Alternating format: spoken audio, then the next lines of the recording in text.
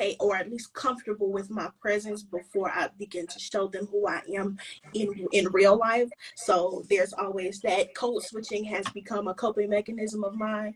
So I've gotten really good at that. What else? Playing small is definitely something that was built. It's not necessarily healthy, but being, trying to be as close as I could be to a fly on the wall got me into a lot of spaces, and it allowed me to have a full perspective before I came in and got to just trying to do too much as far as, or what people would consider too much, as just being like out and loud and in everybody's business. I've seen people that have done that and their story is different. So I, adjusted my outcome or adjusted my skills to the best of my ability. But overcoming it, I ended up having to, I think COVID did a number on me in the best way possible, because we were quarantined. So like sitting in the house all the time for a period of like at least 2 years, what gave me time to like be like, who am I? What do I want to be? Who's Genesis?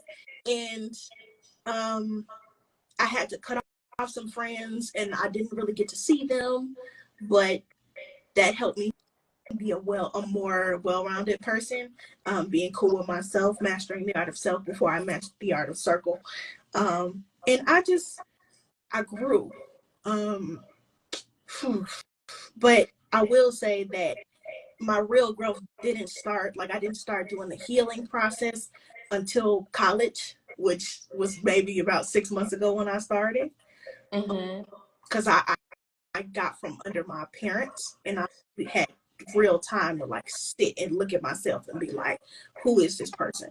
So advice to girls as far as asking how I overcame something, majority of my answer would be sit with yourself. And that means getting away from people who are going to embellish in your empathetic energy.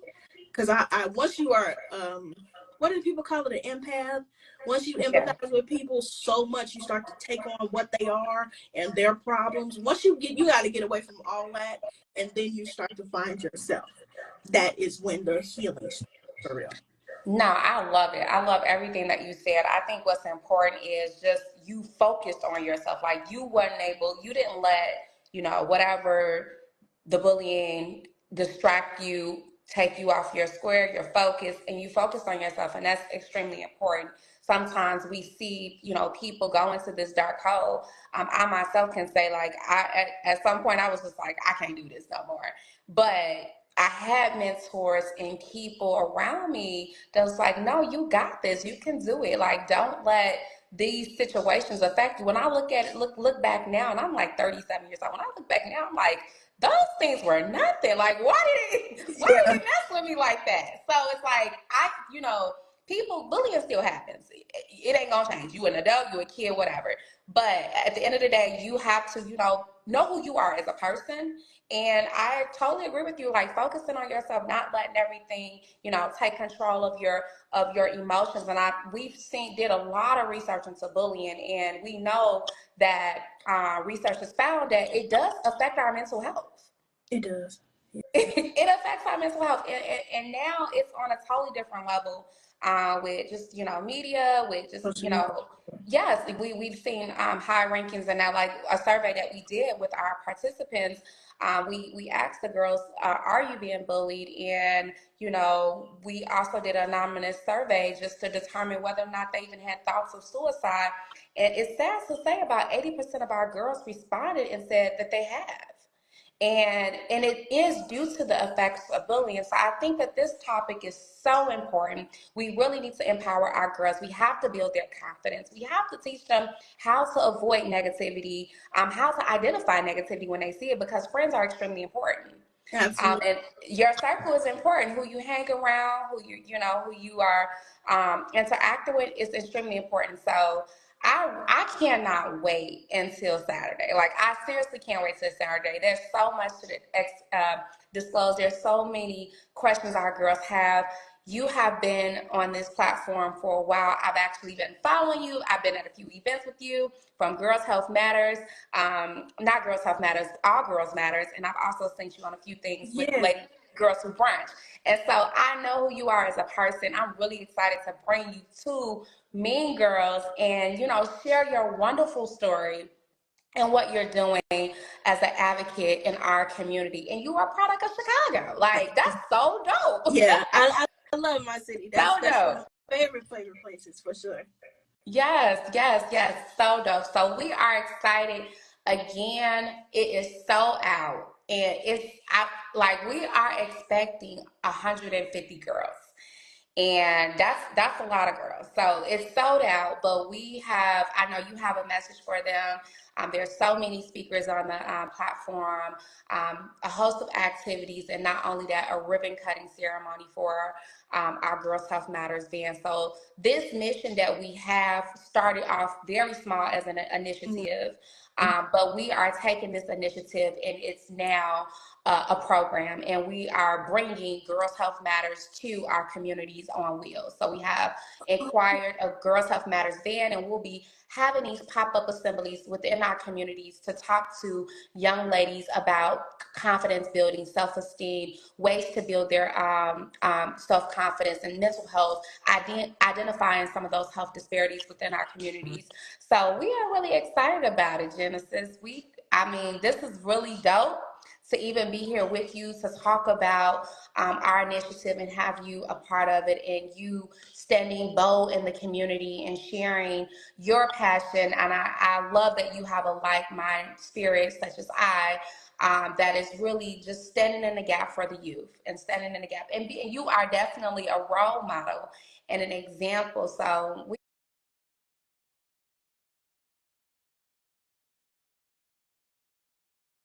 excited.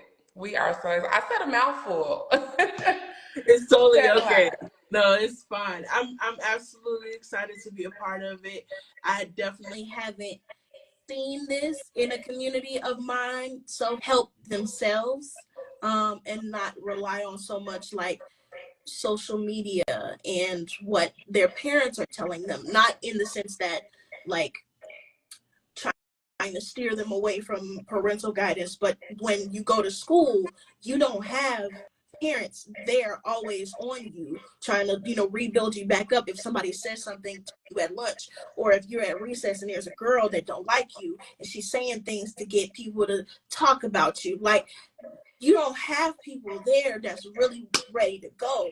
So having self-soothing practices, teaching self-confidence in general, I feel like it's very, very healthy for the children that are in this generation and just in generations in general. And teaching them ways to resolve conflict resolution is also really important. Yeah. So important. So I wish I had this maybe when I was younger, but now that we do have it, it makes it even more important because I have a little sister that's growing up in this, and I know I'm real quick to be like, anybody say anything to her is up, but having her have the skills by herself is also super, super important. Yeah. Absolutely. I love it. So listen, we not gonna give all the spill because we want folks to come out on Saturday and experience this impactful event that we have scheduled for our young ladies. It is a pleasure to be here with you, and I'm super excited just to hop on here again and just talk a little bit about your story. And we look forward to hearing from you. Can't wait to share the stage with you on Saturday. Anything else you want to share? I don't want to hold up the live, but I'm excited. I am too. If you guys have any questions, we can sit here for a little bit and talk about it. I did get a list of questions, or did you get that list of questions? Or was that for a different setting? I think that's for the actual setting on Saturday. Okay. Yeah. Cool. So let me see. I do have a question now.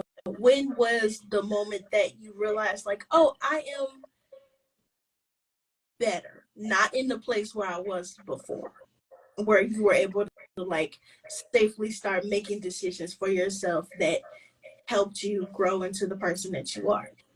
Absolutely. So that's a great question. I tell the girls this story all the time. They laugh at me. So I was bullied really bad in elementary school.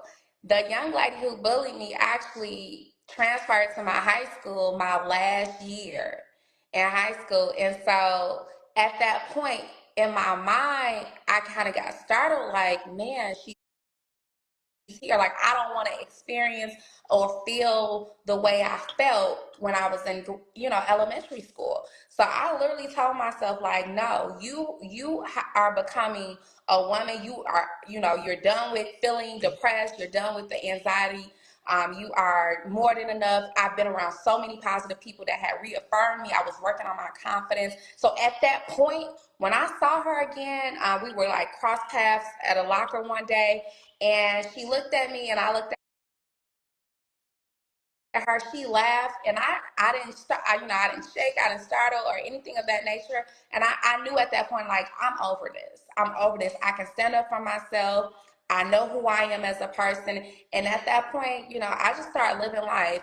I became a mentor to young girls. And I knew that I needed to share my story to young ladies in order for me to kind of like heal in certain situations. But I think just facing that person again and seeing that person again and being faced up with that challenge, I was able to, it was a test for me to say, you know what, you got this. You don't, you are at a place now that you could use your voice and speak up. And I didn't have to worry about anything after that.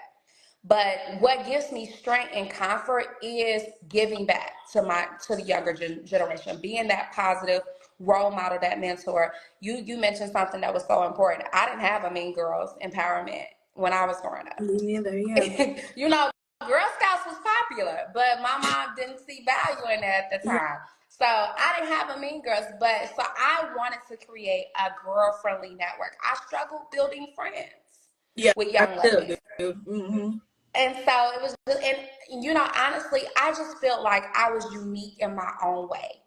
And what I teach young ladies is it's okay to be you. Like, don't change who you are. And what I love about this generation is that people are okay with being themselves. I think back in the day, growing up for me, most people were very judgmental. You couldn't wear your hair different. You couldn't dress different. And it was just like, I was unique and I wanted to, be free in my own space. And so I think that's where a lot of the rejection and the bullying came from. Oh, for you choosing to be yourself? I mean, just for me being different. Oh, Different. Yes. Yes. Okay, yeah, that makes sense. I definitely feel that. I can absolutely attest to being different. Oh, Yes. It's I think it's cool to be different. it's cool. I mean, okay, there's an example that my grandma always told me, and it was more so about if everybody was made the same, you know what I'm saying? How would you know who was who? We all look the same, everybody built the same, they talk the same. Like, there is no, how you gonna know what's bad? You're not gonna know what's Right. good. You're not gonna know anything. It's just there's a norm, and that kind of, I don't know, it kind of set me off to be like, well, I am who I am, and that's Right. without the weight. I think most people, when they see, like, when people choose to be self-confident, they go, well, oh, in the face of things that people shouldn't like weight or whatever. I'm like, no, even if I was in the dark, I would still be the same person that I am right now.